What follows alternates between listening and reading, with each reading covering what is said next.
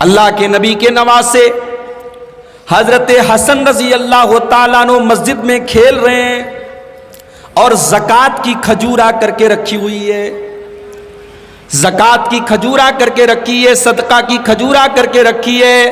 حضرت حسن رضی اللہ تعالیٰ عنہ 4 یا 5 سال کے بچے ہیں، ایک کھجور کو اٹھاتے ہیں اور منہ میں ڈالنے لگتے ہیں، منہ میں ڈالنے لگتے ہیں۔ اللہ کے نبی اگر چاہتے تو کھجور کو چھین لیتے، پھینک دیتے، مگر اللہ کے نبی نے ایسا نہیں کیا۔ اللہ کے نبی اپنے 4 سال کے نواسے کو بتانا چاہتے تھے کہ یہ کھجور کھانا تیرے لیے حلال نہیں ہے۔ اللہ کے نبی نے فرمایا ککھن ککھن، اے میرے نواسے اس کھجور کو تو تھوک دے، اس کو منہ سے نکال دے۔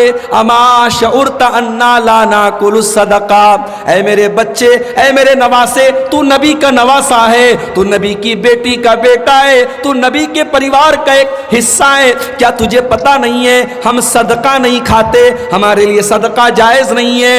اے میرے بچے اس کھجور کو تو منہ سے نکال دے۔ کیوں کہا اللہ کے نبی نے اپنے بچے سے ایسا؟ اس لیے کہ اللہ کے نبی اسی آیت کے اوپر عمل کر رہے تھے، قو انفسکم واہلیکم نارا، اپنے آپ کو اور اپنے گھر والوں کو جہنم کی آگ سے بچاؤ۔ میرے بھائیوں، انسان جب مصیبت میں آتا ہے سب سے پہلے اپنے گھر آتا ہے۔ اللہ نہ کرے اگر آپ کے شہر میں، آپ کے گاؤں میں دنگا ہو جائے، فساد ہو جائے، تو آپ سب سے پہلے اپنے گھر آئیں گے، اپنے بیوی بچوں کی رکشا کریں گے۔ میری بیوی کو کوئی خطرہ نہ ہو، میرے بچوں کو کوئی خطرہ نہ ہو۔ انسان سب سے پہلے اپنے پریوار کی حفاظت کرتا ہے۔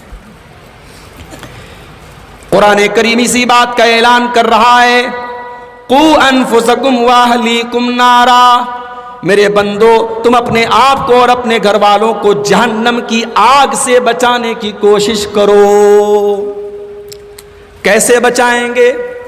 نہ باپ نماز پڑھ رہا ہے، نہ بیٹا نماز پڑھ رہا ہے، نہ ماں نماز پڑھ رہی ہے، نہ بیٹی نماز پڑھ رہی ہے۔ اللہ کے نبی تو فرماتے ہیں مروا اولادکم بالصلاۃ وہم ابناء 7 سنین، جب تمہارے بچے 7 سال کے ہو جائیں تو ان کو نماز کا حکم دو۔ ہمارے علماء بیٹھے ہوئے ہیں، 7 سال کا بچہ تو نابالغ ہوتا ہے، 7 سال کے بچے کے اوپر نماز تو فرض نہیں ہے، مگر اللہ کے نبی فرما رہے ہیں کہ 7 سال کا تمہارا بچہ ہو گیا، سمجھدار ہو گیا، اب چلنے پھرنے کے لائق ہو گیا، اسے مسجد میں لے کر کے نماز میں لے کر کے آؤ۔ اپنے بچوں کو جب وہ 7 سال کے ہو جائیں نماز پڑھنے کی عادت ڈلواؤ۔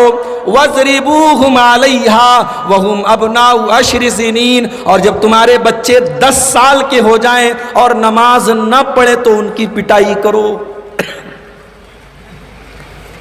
10 سال کا بچہ بھی نابالغ ہوتا ہے، 10 سال کے بچے کے اوپر نماز فرض نہیں ہے، مگر اللہ کے نبی تعلیم دے رہے ہیں کہ تمہارا بچہ اگر 10 سال کا ہو گیا ہے، چاہے لڑکا ہو چاہے لڑکی ہو، اسے آپ نماز اگر نہیں پڑھتا ہے تو پٹائی کرو، اس کو مارو۔ کس منہ سے ماریں گے؟ ہم تو خود نماز کے ٹائم دکان کے اوپر بیٹھے ہوئے ہیں، ہم تو خود نماز کے ٹائم موبائل میں لگے ہوئے ہیں۔ جب باپ خود نماز پڑھے گا تب تو اپنے بچوں کو نماز کا حکم دے گا۔ او لوگو، میرے نبی یہ تعلیم دے رہے ہیں کہ 7 سال کا تمہارا بچہ ہو جائے تو نماز کا حکم دو، اور 10 سال کا ہو جائے اور نماز نہ پڑھے تو اس کی پٹائی کرو۔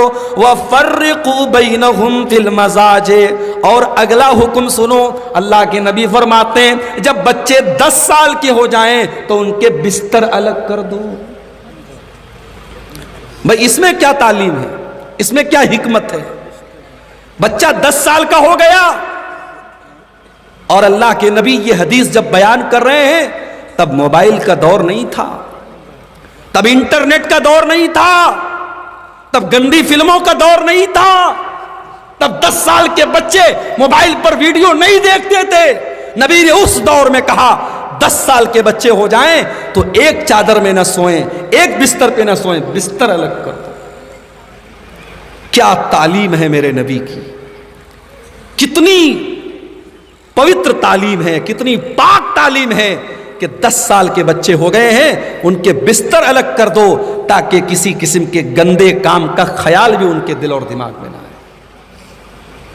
آج سماج میں یہ بھی ہو رہا ہے، وہ کام جسے حضرت لوط علیہ السلام کی قوم نے کیا تھا اور جس کام کی وجہ سے اللہ کا سب سے بھیانک عذاب آیا تھا، ایسا عذاب دنیا میں کسی قوم کے اوپر نہیں آیا تھا۔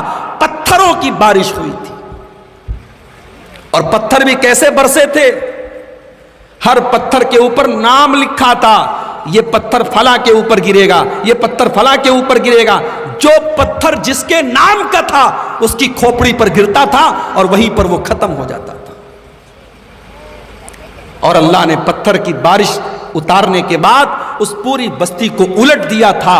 اس قوم کا اپرادھ کیا تھا؟ اس قوم کا جرم کیا تھا؟